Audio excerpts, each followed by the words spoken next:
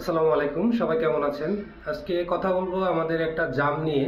আমরা প্রত্যেকটা জায়গায় যখন জাম দিয়ে থাকি এই বিষয়টা আমরা একটু খেয়াল করি যে অনেক মিস্ত্রি কাজ করে যখন তখন এই জামটা, এই যে চারে যে জামগুলো দেখতেছেন, এই জামটা সঠিকভাবে দেয় না। বস্তা ঢুকিয়ে দেয়, বস্তা ঢুকিয়ে কাগজ ঢুকিয়ে যে যেভাবে পারে এভাবে দেয়। তো আমরা কিভাবে জামগুলো দিয়ে থাকি এই বিষয়টা নিয়ে আজকে আলোচনা করব। এই যে যদি আমি দেখাই তাহলে দেখবেন এটা আমরা ককশিট মেরেছি, একেবারে প্লেন, আস্তরের সাথে প্লেন হয়ে গেছে। এখন শুধু হালকা একটু মশলা দিয়ে আমরা এটাকে ফিল আপ করে দিব। যদি দেখেন আপনারা তাহলে বুঝতে পারবেন ককশিট দিয়ে তারপরে আমরা এই জামটা দিয়েছি, তাহলে একুরেট ভাবে মশলাটা প্রতি জায়গায় ঢুকবে।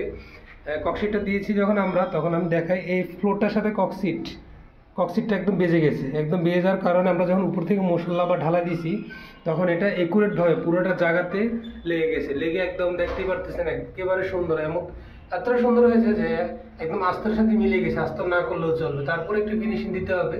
আমরা এটি দিয়ে দিব। যদি আমরা পাশে আরেকটা দেখাই, এখানে তো আমরা আস্তর করে ফেলেছি।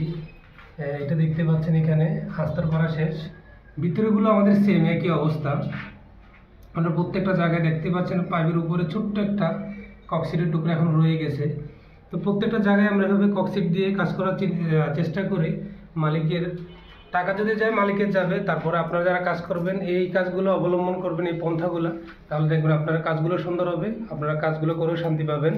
পানি ঘামানোর বা পানি লিকেজের কোনো সম্ভাবনা থাকে না যদি এভাবে আপনারা ঢালাইগুলো দিয়ে থাকেন। তো আল্লাহ হাফেজ, ভালো থাকবেন। দেখা হয় পরবর্তী ভিডিওতে। সে পর্যন্ত ভালো থাকবেন।